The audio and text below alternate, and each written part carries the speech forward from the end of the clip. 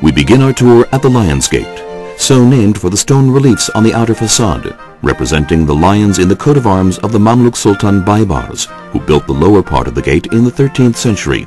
The upper part of the gate dates to the rebuilding of the city walls by the Ottoman Turkish Sultan Suleiman the Magnificent.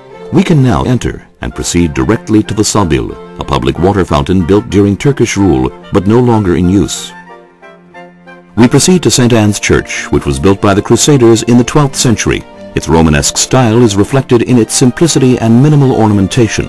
According to tradition, the Virgin Mary was born here, in the home of her parents, Anna and Joachim.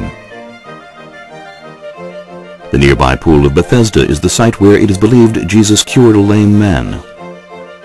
The 14 stations of the Via Dolorosa mark the last road taken by Jesus bearing his cross from the site where he was tried to the place of his crucifixion.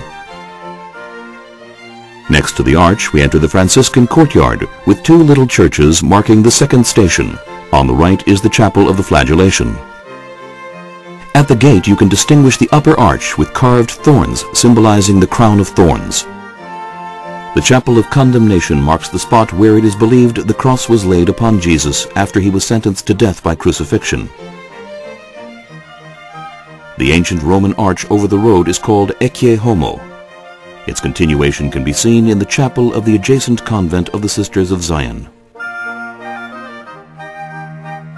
One of the highlights of this tour is the observation point on the roof of the Austrian hospice, from which we can see the important Muslim and Christian sites and fully experience the beauty of the old city. The third station, marking the spot where Jesus fell for the first time, is close by. If we walk along the market, we will reach the fourth station, commemorating Jesus' meeting his mother. The fifth station recalls the event of Simon of Cyrene helping Jesus. The engraved stone in the wall marks the spot where Jesus leaned on his way to Calvary. Thousands of pilgrims take this route every year to reenact Jesus' path. The sixth station marks the spot where a woman came out of the crowd to wipe the face of Jesus. A small chapel commemorates this event. The seventh station chapel represents the place where Jesus fell for the second time. The tall stone column within it lines up with the colonnaded Cardo Street. A carved stone embedded in the wall of a Greek monastery marks the eighth station. The ninth station brings us closer to the Church of the Holy Sepulchre, distinguished by the large gold cross on its dome. From here we enter the courtyard of the Ethiopian Church, located on the roof of the Chapel of St. Helena, which is adjacent to the Church of the Holy Sepulchre.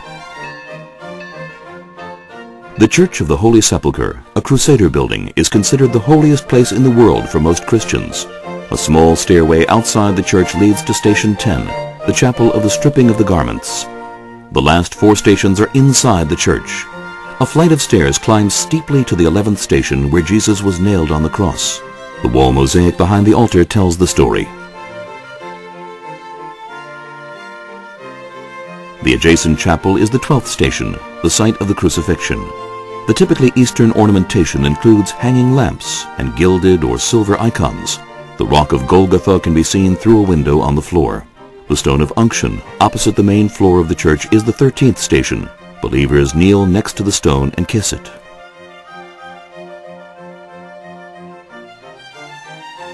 The tomb of Jesus, in the very center of the church, is the 14th station. Long lines of pilgrims wait for a visit of just a few minutes to sense the highlight of this route. Thank you for touring Jerusalem with us. We hope you will continue to enjoy your visit and the beauty of the city and its sights.